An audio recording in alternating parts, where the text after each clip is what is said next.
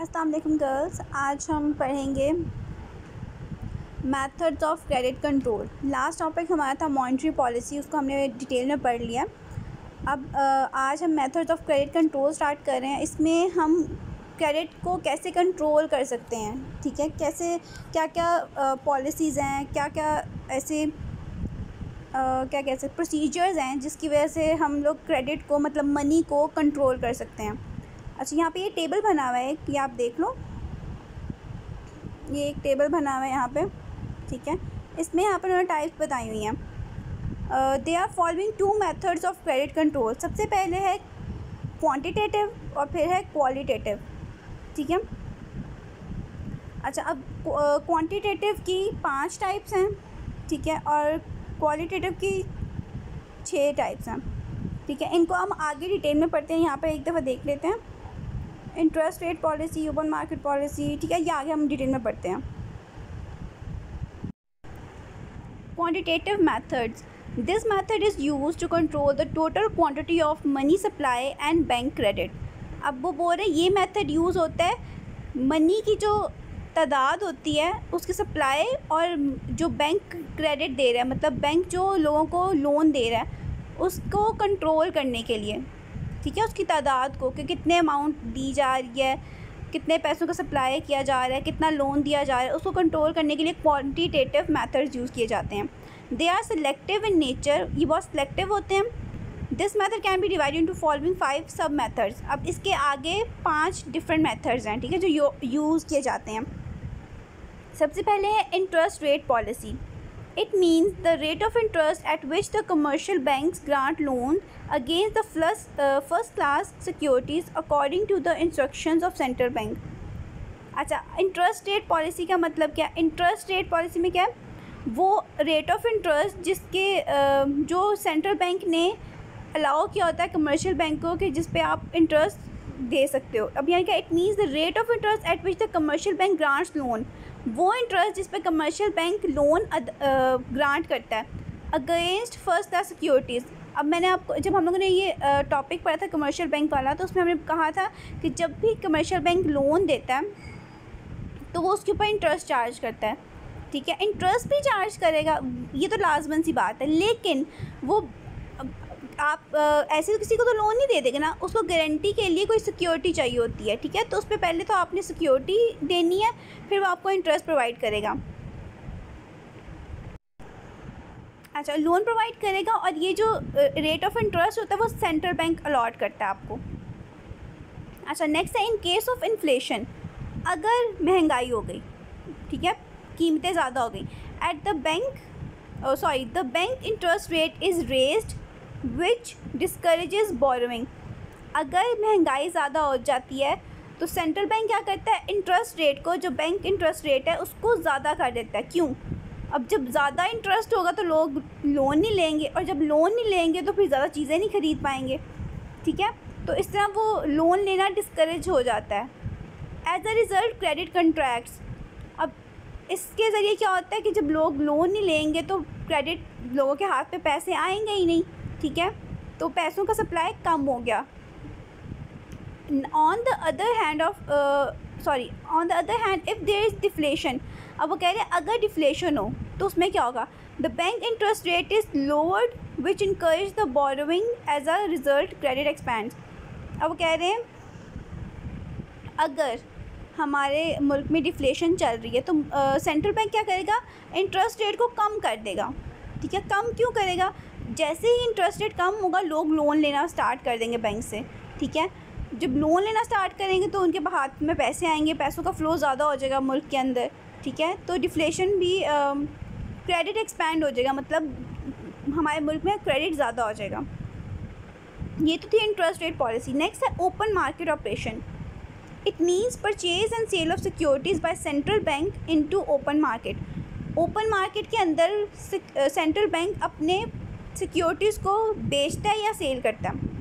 If there is more quantity of money the central bank sell security in open market. अच्छा, अब simple सी बात है, central bank ने अपने पास कुछ सिक्योरिटीज़ बना लेता है, ठीक है, और वो करता ही है कि अगर हमारे मुल्क में पैसे ज़्यादा हो जाएं, पैसों का फ़्लो ज़्यादा हो जाए, तो सेंट्रल बैंक क्या करता है, लोगों को ऑफ़र करता है कि आके हमसे हमारी सिक्योरिटीज़ ख़रीदो, ठीक है। सिक्योरिटीज़ के ऊपर आपको इंटरेस्ट मिलता है, प्रॉफिट मिलता है, तो लोग वो लेना प्रेफर करते हैं, तो वो जाके सिक्योरिटी ख़रीद लेते हैं। अब सिक्योरिटी ख़रीद के वो अपने पास वो सिक्योरिटी रख लेंगे और पैसे किसके पास चले जाएंगे, सेंट्रल बैंक के पास।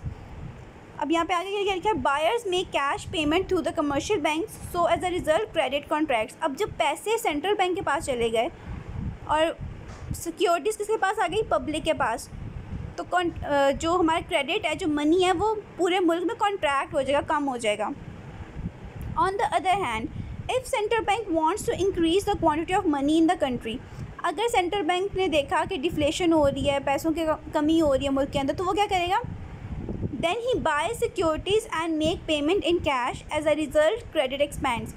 अच्छा, अब इस केस में क्या करेगा कि अपनी सिक्योरिटीज़ जो उसने ऑलरेडी बेची हुई हैं, वो लोगों को बोलेगा कि अपने मुझे सिक्योरिटीज़ वापस कर दो और अपने पैसे ले जाओ, ठीक है।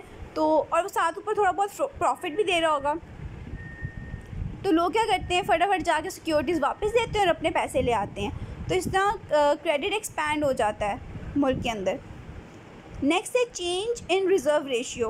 Every member bank is required to keep a certain amount of its total deposit as a cash reserve with central bank. ये हम लोगों ने बहुत डिटेल में पूरा टॉपिक पढ़ा था कैश रिज़र्व वाला, कि हर कमर्शियल बैंक को लाजमन अपना एक कैश रिज़र्व रखना पड़ता है, कहाँ पे, सेंट्रल बैंक के अंदर। If there is more quantity of money in the country, the ratio is raised, which reduces the credit based on banks and credit contracts. अब वो कह रहे हैं कि अगर मुल्क में क्रेडिट ज़्यादा है, मतलब मनी की तादाद ज़्यादा है, तो बैंक क्या करता है, रिज़र्व रेशियो को इंक्रीज़ कर देता है, ठीक है, कि बैंक को ज़्यादा रिज़र्व रखने पड़ेंगे। On the other hand, if there is less quantity of money, then the ratio is reduced, which increases the credit based banks and credit expense. अच्छा, अब उन्होंने बोला कि अगर क्रेडिट कम है, हमारे मुल्क में पैसों की कमी है, उसके फ़्लो को ज़्यादा करने के लिए वो क्या करते हैं, जो रिज़र्व रेशियो है ना, उसको वो कम कर देते हैं। अब कम करने का मकसद क्या होता है कि कमर्शियल बैंक कम रिज़र्व रखेगा, लोगों को ज़्यादा लोन्स प्रोवाइड करेगा ज़्यादा, तो इस तरह फ़्लो ज़्यादा हो जाएगा मनी का। नेक्स्ट है credit rationing. Central bank puts limit for the grant of credit. Central bank एक पाबंदी लगा देता है, एक लिमिट रख देता है लोन प्रोवाइड करने के लिए, मनी प्रोवाइड करने के लिए, ठीक है। The credit is rationed for each bank during financial crisis. अच्छा, the credit is rationed for each bank, हर बैंक के लिए क्रेडिट को रेशनलाइज किया जाता है, ठीक है। कब, जब कोई फाइनेंशियल क्राइसिस आ गए, अगर फॉर एग्जांपल कोई बैंक अच्छा खासा चल रहा था लेकिन अचानक उसका बिज़नेस ख़राब हो गया, वहाँ पे उनको माली तौर पे उनके हालात ठीक नहीं है, जो माली तौर पे हालात ठीक नहीं होते उसको हम बोलते हैं फाइनेंशियल क्राइसिस, ठीक है। तो तब वो उसके क्रेडिट को रैशनलाइज करता है। If the central bank adopts expansionary monetary policy, the rationing limit of loans increases. अच्छा, अब वो बोल रहे हैं कि अगर सेंट्रल बैंक ने एक्सपेंशनरी मॉनेटरी पॉलिसी को फॉलो कर रहा है, एक्सपेंशनरी का मतलब है फैलाने वाला, ठीक है, the rationing limit of loan increases, तो हम लोन के जो रेशियो है वो इंक्रीज़ कर देंगे, ठीक है, वो ज़्यादा लोन ले सकते हैं। On the other hand, if the central bank adopts the contractionary मतलब कम करना, ठीक है, घटा देना, मॉनेटरी पॉलिसी ऐसी पॉलिसी जो प्रमोट करती है पैसों को घटा देना, कम करना, the rationing limit of the loans decreases, अगर वो ये पॉलिसी फॉलो करेंगे तो लोन की जो लिमिट है वो डिक्रीज़ कर दी जाएगी, ठीक है। ये होगी क्रेडिट रेशनिंग, उनको कितना लोन प्रोवाइड कर सकते हैं, किस केस में ज़्यादा होगा, किस केस में कम होगा, ठीक है, दोनों एक्सप्लेन कर दिए गए हैं। नेक्स्ट देखते हैं। नेक्स्ट है bank discount rate policy. This policy refers to the varying of the rate at which the central bank rediscounts the first class bills of exchange of scheduled banks or advances loans to them against approved securities. अच्छा, अब यहाँ पे बात हो रही है central bank की और कमर्शियल बैंक की। This policy refers to the varying of the rate. अच्छा, मैंने आपको बताया था ना कि अगर कमर्शियल बैंक को हेल्प चाहिए होगी, उन्हें पैसे चाहिए होंगे, तो वो किसके पास जाते हैं, सेंट्रल बैंक के पास। ठीक है, मतलब अगर उनके पास कोई सोर्स नहीं रहता तो एंड में वो जाते हैं सेंट्रल बैंक के पास, ठीक है। और दूसरा हमने ये भी पढ़ा था कि हम अपने बिल्स को सेंट्रल बैंक के पास जाके रीडिस्काउंट करवा सकते हैं, ठीक है। तो यहाँ पर उन्होंने बोला कि अगर कमर्शियल बैंक सेंट्रल बैंक के पास से रीडिस्काउंट करवा रहा है या फिर उनसे लोन ले रहा है, ठीक है, कोई सिक्योरिटी रखवा के फिर लोन ले रहा है, ठीक है, तो ये पॉलिसी वहाँ पे अप्लाई होती है। In case of inflation the central bank increases the bank rate and vice versa. अगर इन्फ्लेशन हो गई मतलब महंगाई हो गई, सेंट्रल बैंक अपनी जो बैंक रेट है उसको इंक्रीज़ कर देगा, ठीक है, जिस पे वो रीडिस्काउंट कर रहा था या फिर लोन प्रोवाइड कर रहा था। अगर अब यहाँ पे लिखा हुआ है next vice versa. Vice versa का मतलब है कि अगर मतलब यहाँ पे इन्फ्लेशन की बात हुई ना, अगर डिफ्लेशन हो गया तो उल्टा काम होगा। यहाँ पे इन्फ्लेशन के केस में क्या हो रहा है, इंक्रीज़ हो रहा है बैंक रेट, डिफ्लेशन के केस में क्या होगा, डिक्रीज़ हो जाएगा, ठीक है। ये हो गए क्वांटिटेटिव मेथड्स।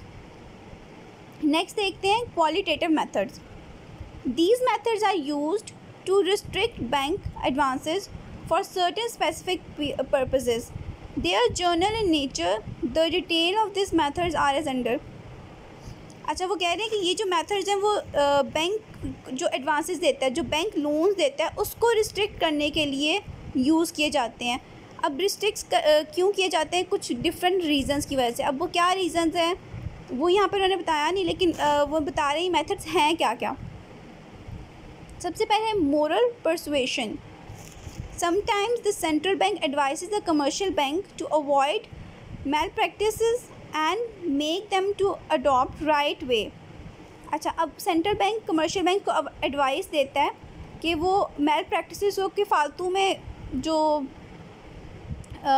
में वो लोग लोन दे रहे हैं या फिर कोई एक्सपेरिमेंट करना चाह रहे हैं कुछ, तो उसको ना करें, ठीक है। And make them to adopt the right ways, वो गलत रास्तों को छोड़कर सही रास्ते को अपनाएं, सही क्या कह सकते हैं उसको, मतलब राइट वेज यूज़ करें अपने बैंकिंग फंक्शंस को परफॉर्म करने के लिए, so that country could achieve its objective easily, ताकि हमारा मुल्क अपने ऑब्जेक्टिव्स को ईजीली अचीव कर सके। Generally the following instructions are given to the commercial banks in this regard. अब कमर्शियल बैंक्स को क्या क्या इंस्ट्रक्शंस दी जाती हैं, avoid economic activities against the interest of country.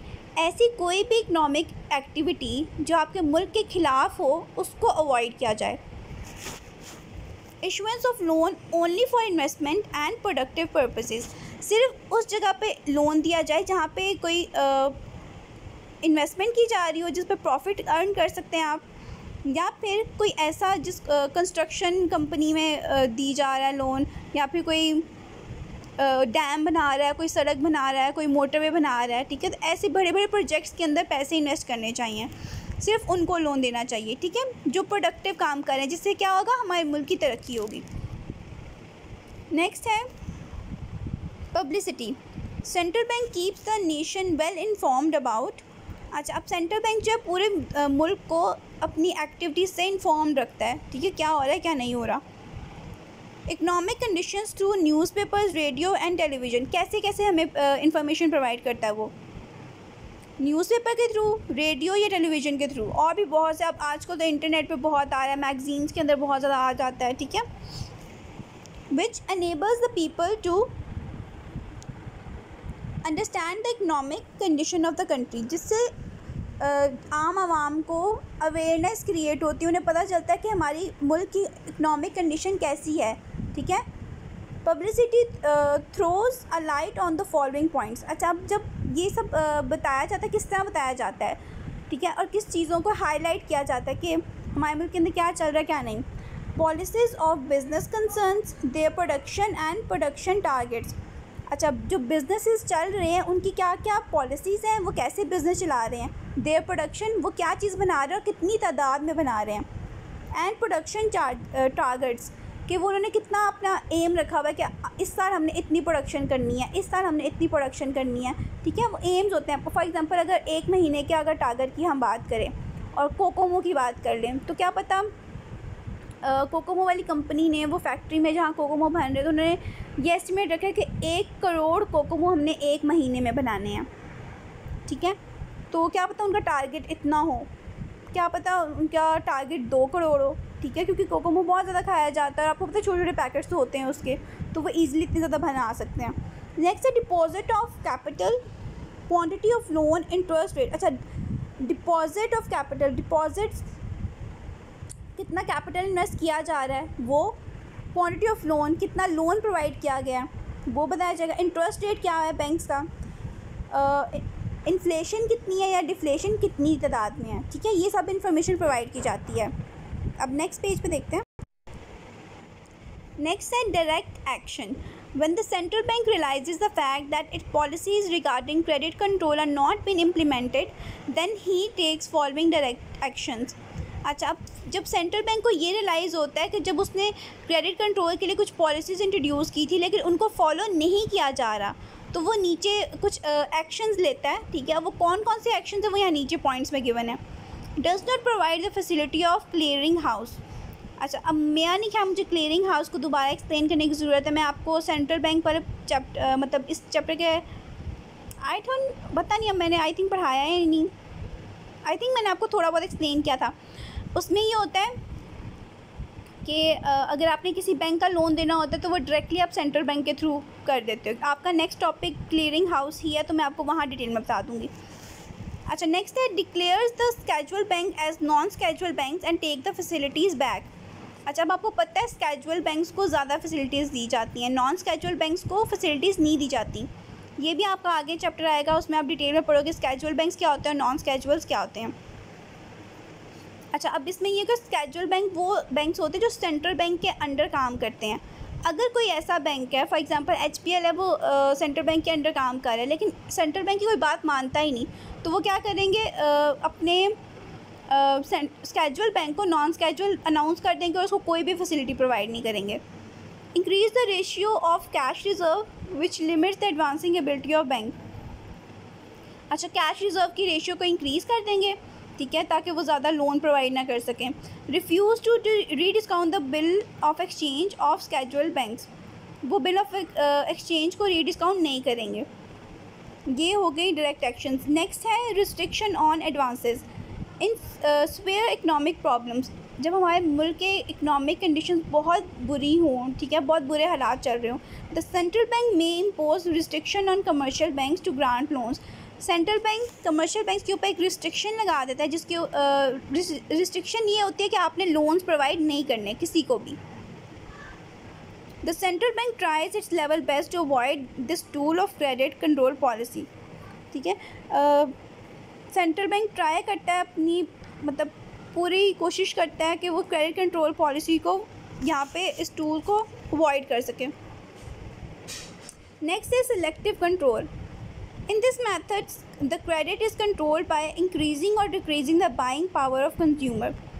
Buying power मैं आपको पहले बता चुकी हूँ क्या था। अच्छा, अब इस मेथड में क्या करे, वो बाइंग पावर को इंक्रीज़ करेगा या डिक्रीज़ करेगा। इफ़ देयर इज़ इन्फ्लेशन, अगर महंगाई है, the grant of credit for consumption goods may be band and in the case of deflation the linear policy about the consumer credit is adopted.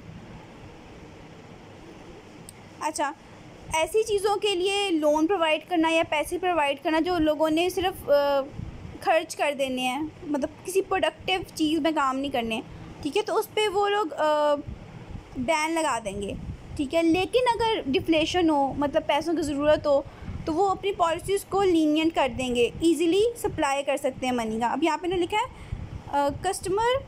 Consumer credit is adopted and supply of money expends. Supply of money expends मतलब हमारे मुल्क में पैसों का flow ज़्यादा हो जाएगा। Central bank usually restrict customer credit so the more funds are available to the industry, agriculture and other sectors. अच्छा, अब एक और रीज़न क्यों है, कंज्यूमर क्रेडिट मतलब जो नॉर्मल आम इंसान हम लोग हैं ना, हम लोग अगर ऐसे लोन लेने जाए तो उसको वो रिस्ट्रिक्ट कर देगा, हमें लोन नहीं लेने देगा। क्यों? अब वो क्यों लोन हमें नहीं प्रोवाइड करता, ताकि वो अपने फंड्स कहाँ पे अवेलेबल कर सके, इंडस्ट्री में, एग्रीकल्चर में और जो इम्पोर्टेंट सेक्टर्स हैं हमारे पाकिस्तान के। क्यों? ताकि हमारी इकनॉमिक कंडीशंस अच्छी हो सकें। लास्ट है मार्जिन, चेंज इन मार्जिन।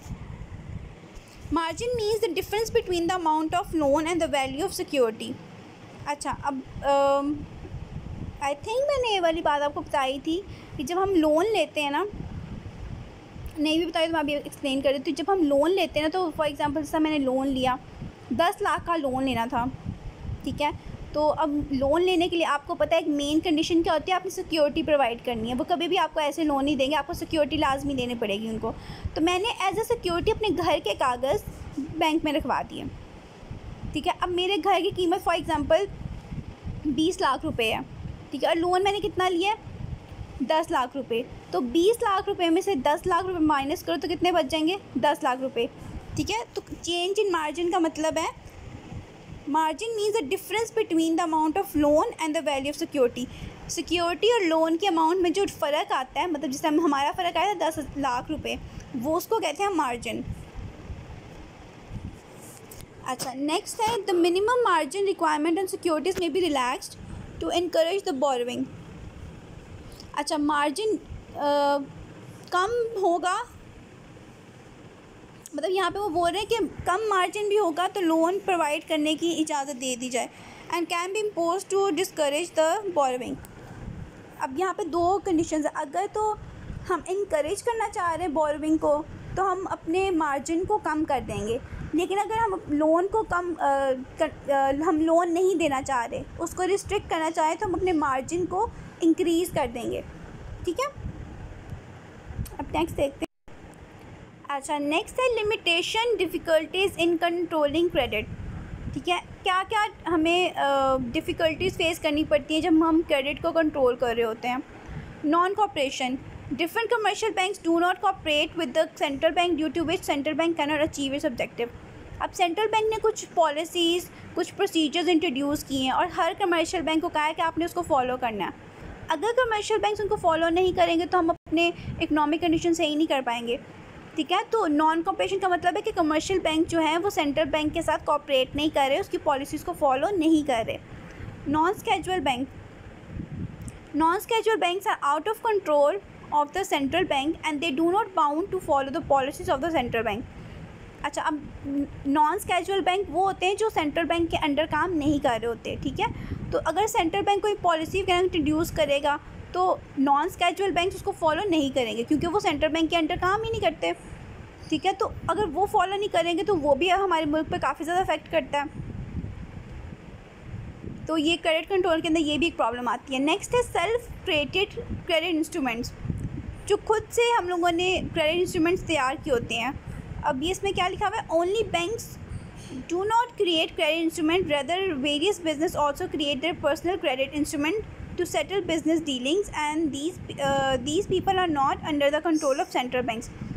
अच्छा, अगर हम बैंक्स की बात करें तो बैंक्स के जो क्रेडिट इंस्ट्रूमेंट्स हैं तो वो क्या होंगे, चेक, ड्राफ्ट्स, ठीक है, और क्या होगा, डिपॉजिट स्लिप्स वगैरह हो गई, ये वो सारा कुछ, बिल ऑफ एक्सचेंज, ठीक है। ये सारा क्रेडिट इंस्ट्रूमेंट आ जाता है उसके अंदर, बैंक्स के अंदर। लेकिन अगर बड़े बड़े बिजनेसेस ने अपने क्रेडिट इंस्ट्रूमेंट खुद बनाए हों, ठीक है, कुछ स्पेसिफिक टाइप के इंस्ट्रूमेंट्स उन्होंने खुद बनाए हों, तो अब वो सेंट्रल बैंक की बात तो नहीं मानेंगे ना। वो तो बिजनेस ने अपनी खुद बनाए हुए क्रेडिट कंट्रोल के क्रेडिट इंस्ट्रूमेंट्स, वो अपने हिसाब से उसको यूज़ करेंगे। एक ये रीज़न हो गया। नेक्स्ट है other conditions. At the time of getting loan, At the time of getting loan, the borrowers not only keep the in view interest rate but also consider other conditions। अच्छा, जब कोई बंदा loan लेने जाता है तो वो सिर्फ ये नहीं देखता कि इंटरेस्ट रेट कितना है, वो बाकी कंडीशंस को भी देखेगा। If other conditions are suitable then they get the loan on high rate of interest, ठीक है। अब वो कह रहे हैं कि अगर वो दूसरी कंडीशंस को देख रहे हैं कि मतलब वो जो लोन वो ले रहे हैं वो उनके काम आएगा भी या नहीं, उनको प्रॉफिट आगे होगा या नहीं, ये अदर कंडीशंस को वो कंसिडर करेंगे, देखेंगे कि हमें फ़ायदेमंद रहेगा ये लोन या नहीं, तब वो जाके लोन लेंगे। नेक्स्ट है object of loan. Business community takes loan not only for productive purposes but also for non productive purposes. अच्छा, बहुत से ऐसे बिजनेसेस होते हैं जो काफ़ी तो प्रोडक्टिव चीज़ों के लिए काम करते हैं, मतलब वो कोई चीज़ कंस्ट्रक्ट कर रहे होंगे, कोई बिज़नेस खड़ा कर रहे होंगे, कोई ब्रिज बना रहे होंगे या कुछ, मतलब कुछ ना कुछ अच्छी चीज़ के लिए, प्रोडक्टिव चीज़ के लिए काम कर रहे होंगे, या फिर किसी इंडस्ट्री में, कोई अपनी फैक्ट्री में वो यूज़ करेगा नई मशीनरी लेने के लिए, ठीक है, वो प्रोडक्टिव काम है।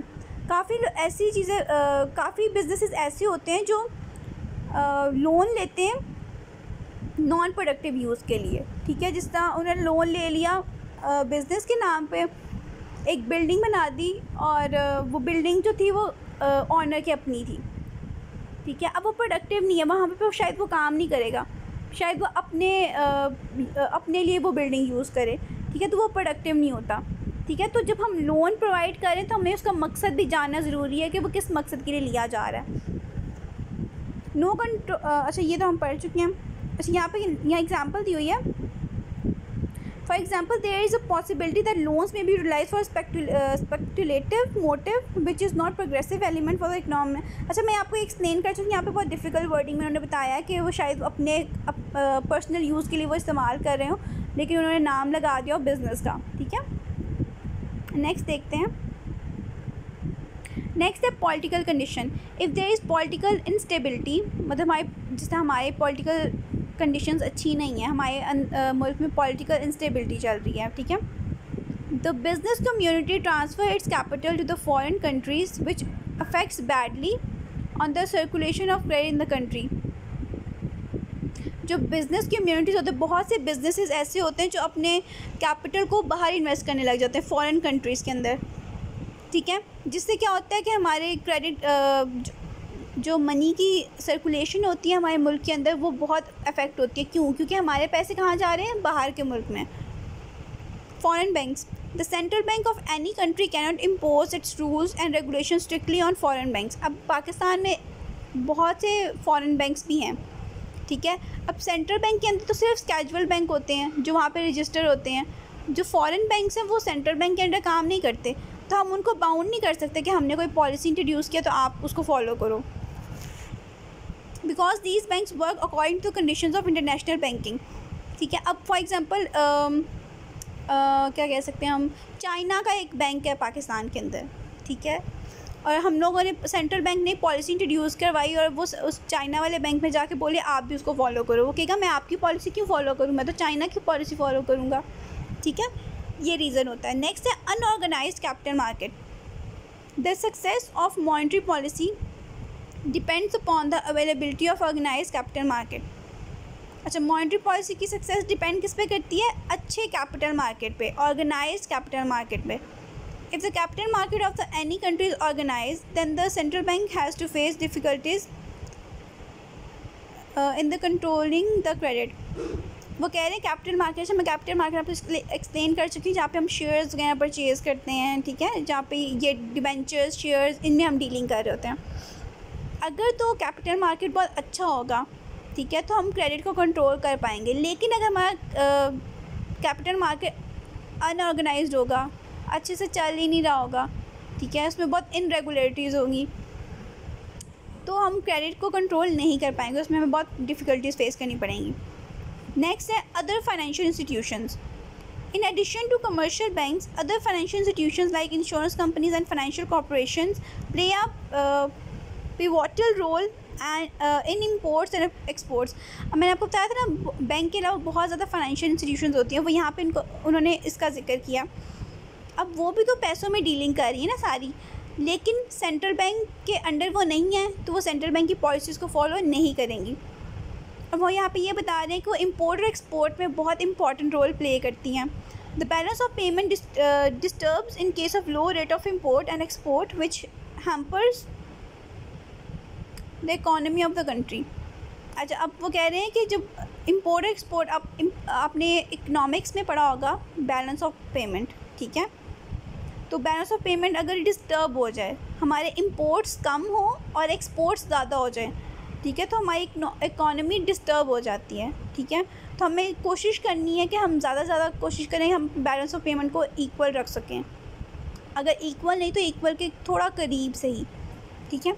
ये था हमारा टॉपिक। आई होप आपको समझ आ गया होगा। कोई प्रॉब्लम हुई तो आप मुझसे पूछ सकते हो।